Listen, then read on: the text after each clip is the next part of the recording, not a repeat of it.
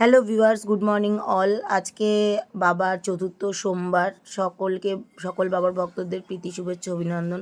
তো সকাল সকাল আমরাও বাড়িতে পুজো দিয়ে রেডি হতে শুরু করেছিলাম। আমরা প্রতিটা সোমবারেই ভূতনাথে গেছি, তো এবারটা মনে হলো যাই একটু বড় কাছারি বাবার থেকে ঘুরে আসি। বড় কাছারিটা পুড়ে গেছিলো, সবাই শুনেছিলে, তো তারপরে আর যাওয়া হয় না। আমি প্রতি বছর আমার মেয়ের জন্মদিনে বড় কাছারি যাই, এভরি ইয়ার জন্মদিনে আমরা বড় কাছারি যাই। তো যথারীতি আমরা রেডি হয়ে বেরিয়ে গেছিলাম। ছোদ্দা, তা আমরা নিজেদের অটো নিয়েই গেছিলাম ভেতর দিয়ে দিয়ে।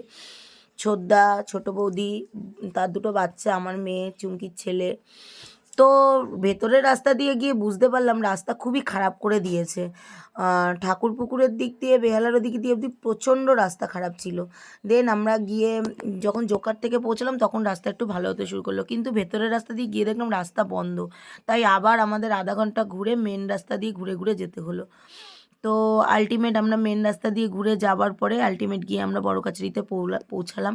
অনেকটা সময় নিয়েছিল। তো কালকে গিয়ে ফাইনালি আমরা ভিড়টা যা পেয়েছিলাম, আমরা ওখানে গিয়ে পুজো দেবো কি ভিড় দেখে আমাদের মাথায় হাত পড়ে গেছে যে বাচ্চাদের নিয়ে আমরা ঢুকবো কী করে।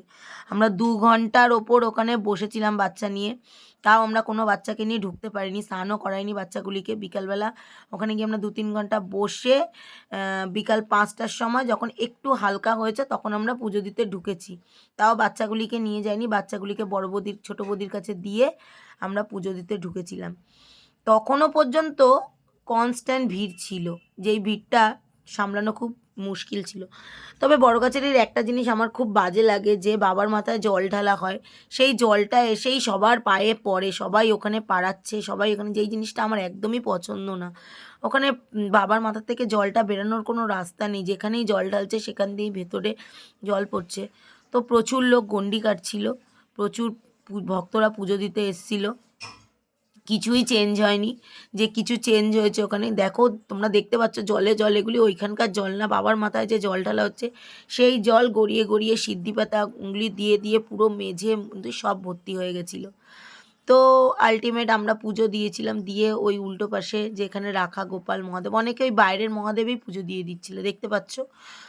তো ওখানে গিয়ে আমরা ধূপকাঠি মোমবাতি জ্বালিয়ে একটু স্টেবল হয়ে তারপরে আমরা একটু দাঁড়িয়ে বাড়ির দিকে রওনা হব বলে ঠিক করছিলাম।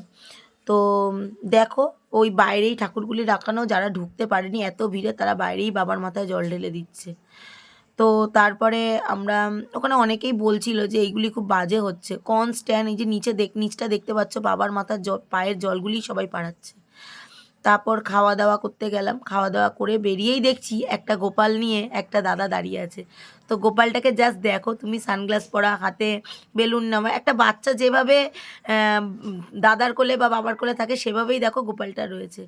তো তারপরে আবার আমরা অটোতে উঠলাম, তখন বাজে বিকাল 6:30 বাজতে যায়।